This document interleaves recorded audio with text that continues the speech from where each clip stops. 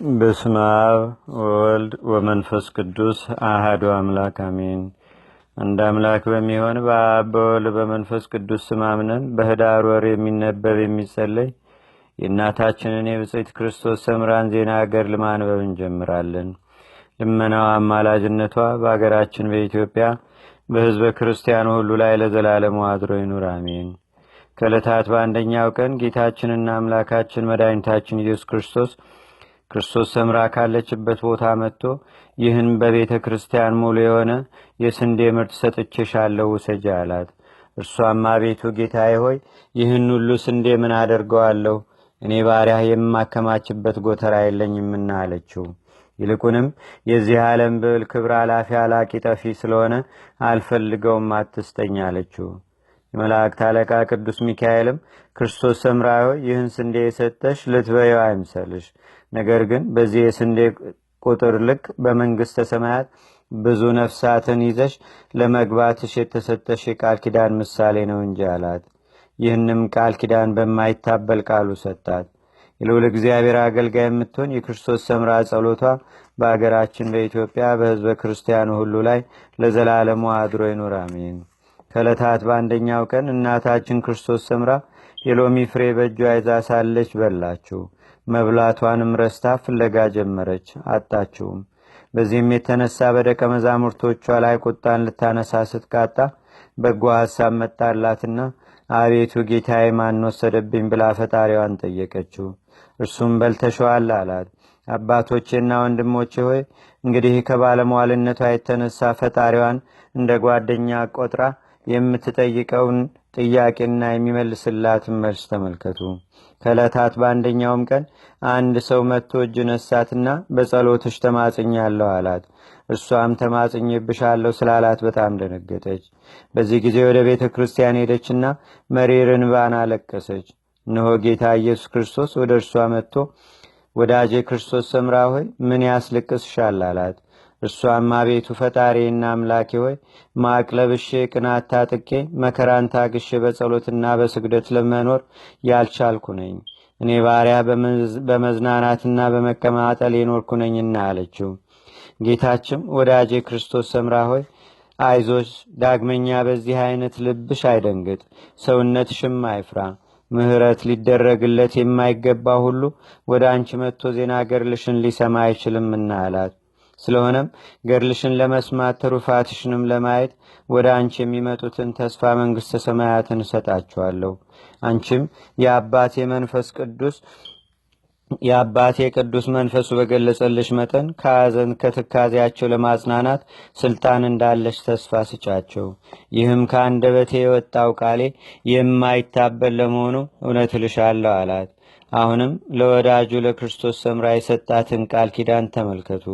ዳግመኛም ጌታችንና አምላካችን መድኃኒታችን ኢየሱስ ክርስቶስ በእኔ በራሴ ፈቃድና በአባቴም ፈቃድ አይሁድ በዕለተ ዓርብ የወጉኝን ጎኔን ጥቢ አላት። ያን ጊዜም ልጅ እናቱን ጡት እንዲጠባ የጌታዋ የኢየሱስ ክርስቶስን በዕለተ ዓርብ የተወጋውን ጎኑን ጠባች። ጌታም ቶማስ የተወጋውን ጎኔን ዳሰሰ፣ አንቺ ግን ጠባች። እስኪ ከዳሰሰና ከጠባይቱ ብልጫ እንዳለው ፍረጅ አላት። ይህን ባላት ጊዜ ከመናገር ዝም አለች። እርሱ ግን በይ እንጂ ወዳጄ ክርስቶስ ሰምራ ተናገሪ አላት። እርሷም አቤቱ ጌታዬ የጠባ ይበልጣል አለች። ዳግመኛም ወዳጄ ክርስቶስ ሰምራ ሆይ ከእናቴ ከድንግል ማርያም ሰው ሆኜ በዕለተ ዓርብ የተቆረሰውን ሥጋዬን እንኪ አላት። ይህንንም ብሎ እጁን በራሷ ላይ ባኖረው ጊዜ ሰውነቷን ብርሃን ከበባት ወይም መላባት።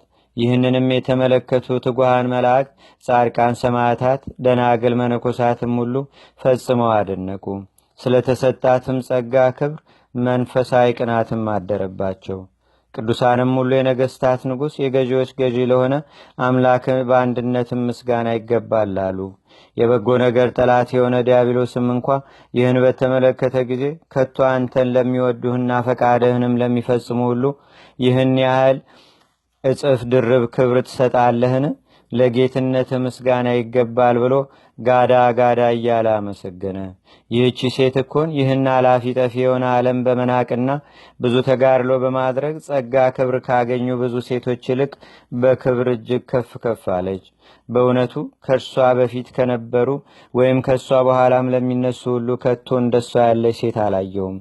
በግድ ያለ ውዴታ ፈጣሪውን እያመሰገነም ዲያብሎስ ሲያመለሰግንሽ በሰማው ጊዜ የኔ አገልጋይሽን ልብ በፍቅርሽም ነደደ።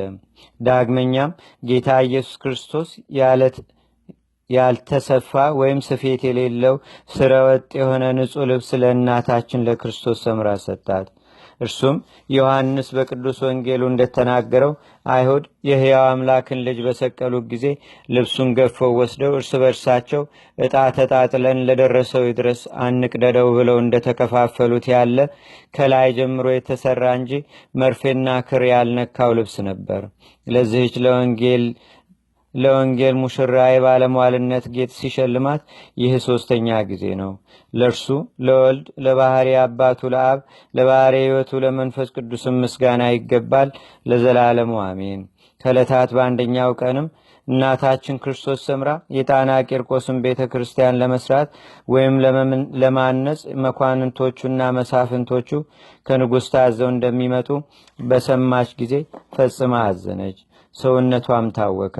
ሰውነቷንም አንቺ ታካችና ሰነፍ ስትሆኚ እነዚያ መኳንንቶችና መሳፍንቶች ተሰብስበው መጥተው በጸሎትሽ ተማጽነናል እርጂና አማልጅን ባሉሽ ጊዜ ምን ትመልሻለሽ? ወዴትስ ትሸሻለሽ?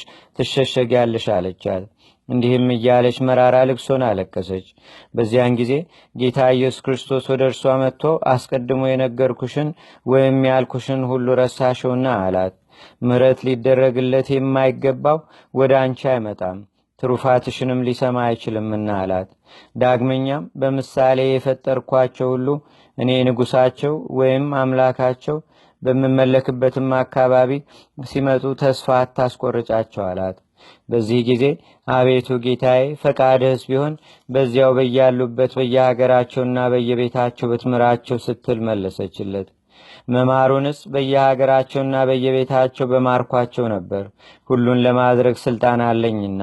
ነገር ግን የአንቺ ክብር እንዲገለጽና ስምሽን በዓለሙ ሁሉ እንዲታወቅ ፈልጌ ነው እንጂ በእኔ ዘንድ ፍጹም ተወዳጅነትንና ባለሟልነትን አግኝተሻልና አላት። ቃሌ እውነት ነው፣ ከአንደበቴም የሚወጣ አይዋሽም። እውነት እውነት እልሻለሁ አንቺን ከመውደድ ጋራ ዜና ገድልሽን የማይሰማ ሁሉ የኔን ፊት ሊያይ አይችልም። ዳግመኛም ከዕለታት በአንደኛው ቀን እጅግ የሚያስፈራና በጣም ረጅም የሆነ አምድ ወይም ምሰሶ አየች። በላዩም ላይ የቅዱሳን ሰዎች ነፍሳት ተስለውበት ነበር። በዚያን ጊዜ ጌታ በኪደተ እግር እየተራመደ ከአምዱ ላይ ሲወጣ እርሷም እርሱን ተከትላ ወጣች።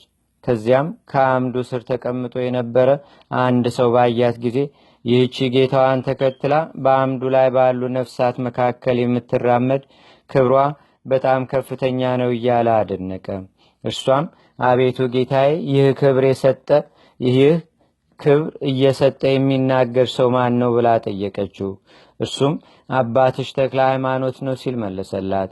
ይህንም ባላት ጊዜ ፈጽማ ተደሰተች። ከዚያም ጌታዬ ሆይ የተክለ ሃይማኖት ክብሩን ግለጽልኝ አለችው። እርሱም የተክለ ሃይማኖት ክብር ሟች ለሆነ ሰው ለመናገር አይቻልም። በመንግሥተ ሰማያት ወዳጅ የተክለ ሃይማኖትን በክብር የሚተካከለው የለምና አላት። የእግዚአብሔር ባለዋል የምትሆን የክርስቶስ ሰምራን ረድኤትና በረከት እግዚአብሔር በቸርነቱ በአገራችን በኢትዮጵያ በሕዝበ ክርስቲያኑ ሁሉ ላይ ለዘላልሞ ያሳደርብን አሜን። አቡነ ዘበሰማያት